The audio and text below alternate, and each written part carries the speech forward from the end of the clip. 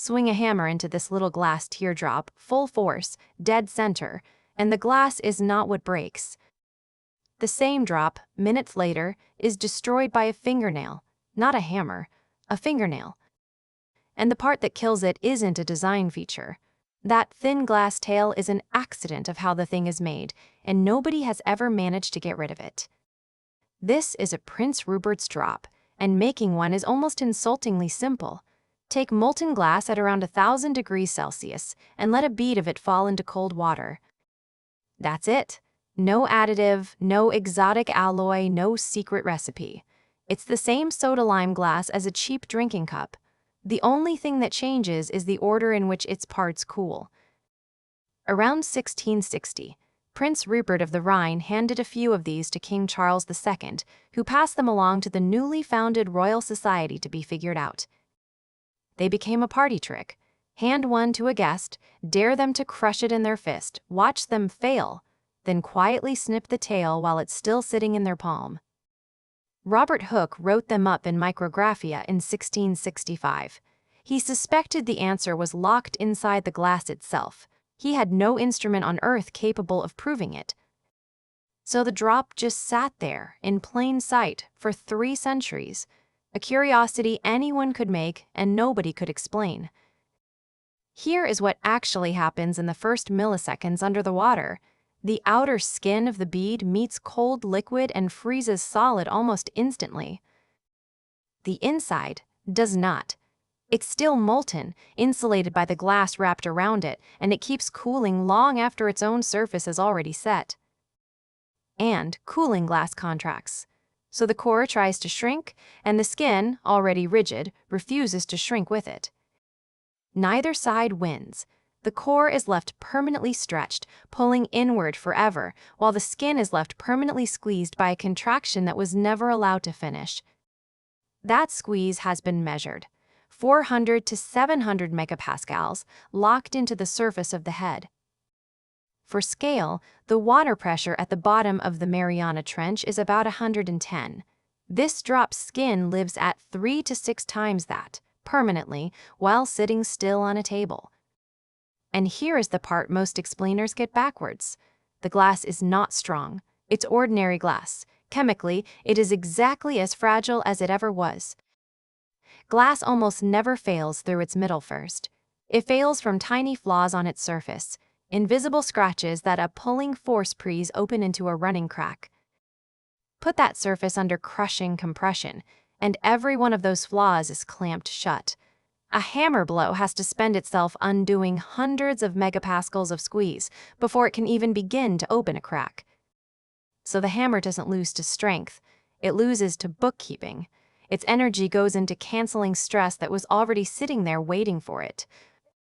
But nothing has been removed from this system.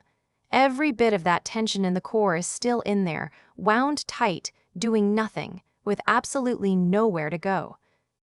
It's stored elastic energy, a fully loaded spring in the shape of a solid object, waiting for one very specific mistake. That mistake is the tail.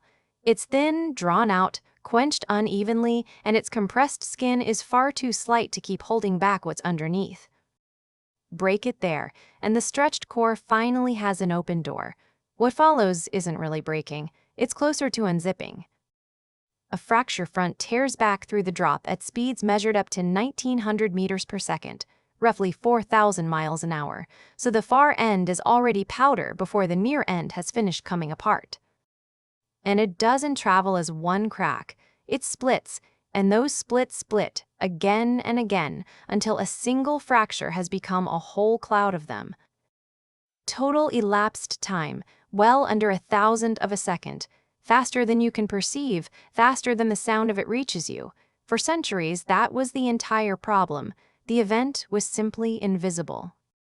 It took high-speed photography in the 1990s to finally freeze the collapse and map the stress field inside. Hooke was right back in 1665. We just needed 300 years to build the camera. And the real lesson isn't that glass can be made tough. It's that this object's fate has nothing to do with how hard you hit it, and everything to do with where you touch it. which would be a charming museum fact, except for one problem. You are almost certainly sitting within a few feet of this exact physics right now. Because it stopped being a curiosity. We industrialized it, we simply flattened it out, and stopped calling it a drop. Tempered glass. Car side windows, oven doors, shower screens, patio doors. Heat the pane, blast it with cold air, freeze a compressed skin over a stretched core. The drop's accident, done deliberately. The engineered version is far gentler, roughly 100 megapascals of surface compression against the drop's 400 to 700, strong enough to be useful, weak enough to stay safe.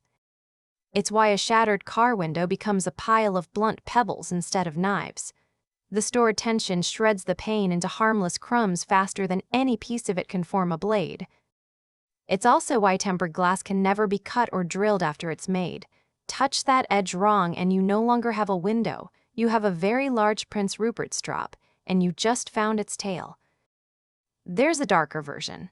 A speck of nickel sulfide, smaller than a grain of salt, baked in during manufacture can slowly expand for years. And then one quiet afternoon, with nobody near it, the window explodes on its own. So a 17th century party trick is holding up your car door, your oven, and your shower. Swing a hammer at it and the hammer still loses. Touch its edge and it's already over. Knowing that, does the phrase, safety glass, still sound right to you?